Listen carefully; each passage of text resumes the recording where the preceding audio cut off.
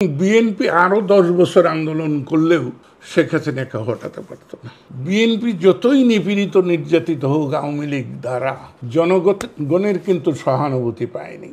আমি আওয়ামী লীগ থেকে যদি বহিষ্কৃত না হতাম তাহলে আজকে তো একই অবস্থা হতো আমার।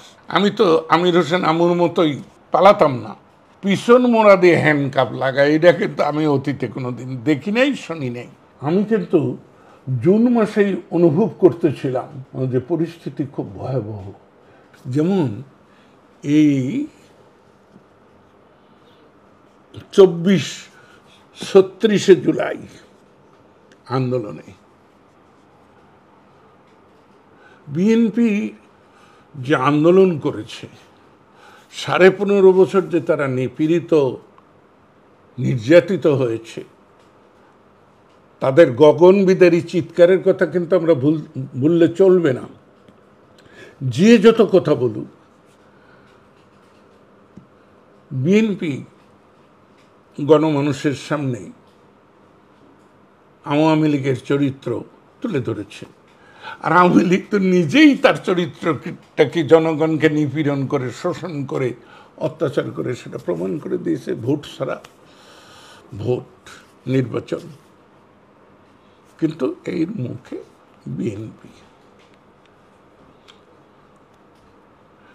বিএনপি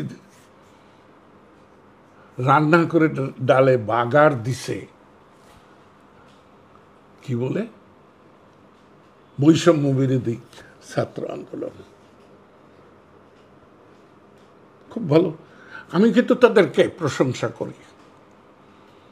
কারণ বিএনপি আরো 10 বছর আন্দোলন করলেও শেখ হাসিনাকে হটাতে পারত না। কারণ বিএনপির চরিত্র তো জনগণ জানে।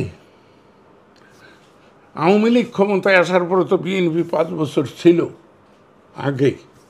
সেই 5 বছর তারা কি করেছে? হ্যাঁ, 2001-এর নির্বাচনে বিজয়ী হওয়ার পরে তারা কি কাজটি করেছে জনগণ তো দেখেছে। তাই বিএনপি যতই নিপীড়িত নির্যাতিত হোক আওয়ামী লীগ দ্বারা জনগণের কিন্তু সহানুভূতি পায়নি, সমর্থনও পায়নি। তবে বিএনপির তো বিশাল একটা জনসমর্থন বা ভোট আছে। অবশ্যই ওই তো ভোট আর জনসমর্থন, তাতে যে কোনো জেলায় 2-3 লাখ লোকের সমাবেশ করা কিন্তু তাদের জন্য কঠিন না। কিন্তু একটা জেলায় 2-3-4-5 লাখ লোক তো না, 30-32-50 লাখ লোক, কিন্তু কিছু হয়নি। যেই মাত্র ছাত্ররা আন্দোলনটা করেছে, মানুষ গ্রহণ করে নিয়েছে। কারণ গ্রামে গঞ্জে যে অত্যাচার অনাচার ছিল, এটা মানুষ দেখেছে। এই সুযোগ, এটার নেতৃত্ব বিএনপির নাই, তারা সমর্থন দিয়েছে। এবং আমি আমার এলাকার কথা বলতে পারি, আমি কিন্তু জুন মাসেই অনুভব করতেছিলাম যে পরিস্থিতি খুব ভয়াবহ। জুন মাসেই। এবং যে কথাটা আমি 30 জুন সংসদেও বলেছিলাম, দেশে গুমুট অবস্থা তৈরি হয়েছে, এর একটা আলোচনার মাধ্যমে সমাধান করা দরকার।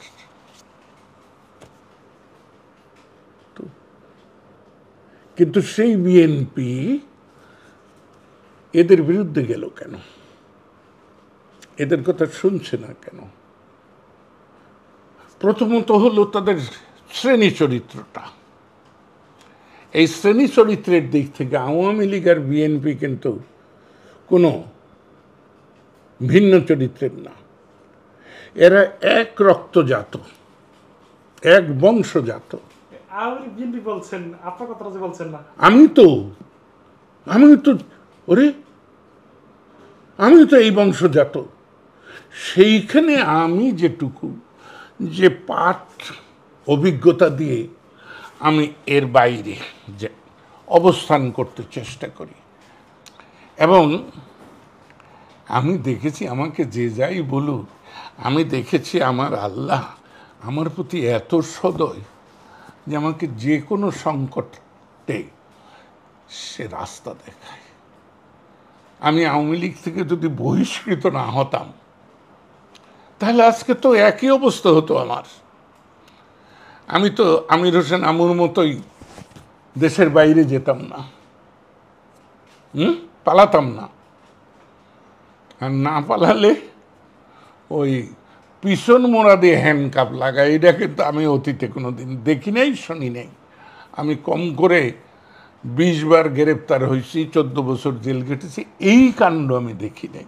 এইটা হতো, তাই আমার আল্লাহ আমাকে রক্ষা করেছে। এইখান থেকে আমি বহিষ্কৃত হয়েছি। বহিষ্কৃত হয়েছি বলে যে আমার রাজনৈতিক পরিচিতি নাই, দল পরিচিতি নাই, তাই আমি ওদের সাথে যুক্ত বলি না।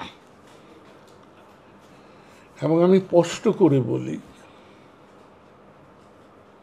যে আমি বঙ্গবন্ধুকে সমর্থন করি, বঙ্গবন্ধু আমার নেতা, বঙ্গবন্ধুর নীতি এবং উদ্দেশ্য আমার নীতি এবং উদ্দেশ্য। কিন্তু আমি কোনো দলে যোগ দেব না কোনোদিন। তো আমি যে কথাটা বলতেছিলাম যে বিএনপি যখন এই হাটে হাড়ি ভেঙে দিলেন ডক্টর ইউনূস সাহেব, ওই কি ক্লিন্টন ফাউন্ডেশনে বক্তৃতা করবার যে কি বললেন তিনি, যে ছাত্ররা অতীতের রিসেট বাটন টিভি দিয়ে মুছে দিয়েছে অতীতকে। আমি সব সময় বলে যাচ্ছি এবং যে কোনো আলোচনায় আমি বলবো যে অতীত রিসেট বাটন যদি টিপ দিয়ে অতীত মুছে দেয়, অর্থাৎ ৭১ যদি না থাকে, তাহলে জিয়া থাকেন না। আর জিয়া না থাকলে বিএনপি কোথায় থাকে?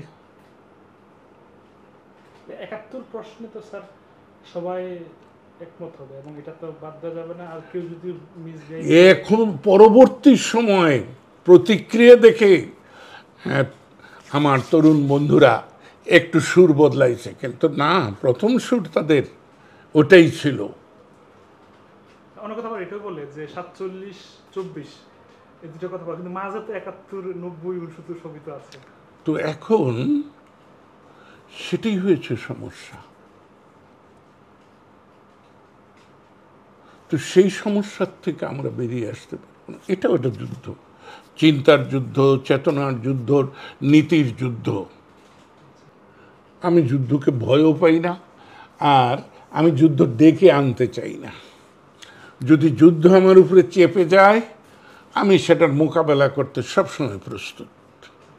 কিন্তু আমি সবসময়, আমি কিন্তু আপোষে বিশ্বাস করি না, কিন্তু আমি মনে করি আলাপ আলোচনার মাধ্যমে যদি দ্বিপাক্ষিক হয়, ত্রিপাক্ষিক হয়, সবাইকে সার দিতে হবে বাস্তবতার মুখোমুখি হয়ে।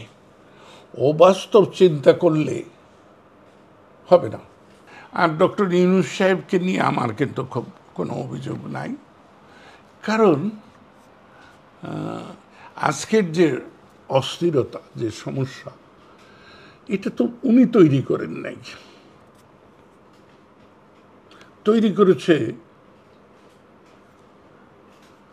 একেবারে ৭২ থেকে আজ পর্যন্ত যারা রাষ্ট্র ক্ষমতায় ছিলেন সবাই, কাউর কম কাউর বেশি, মাত্রার ভিন্নতা আছে, কিন্তু ক্রিয়াকাণ্ডের কোনো ভিন্নতা নাই।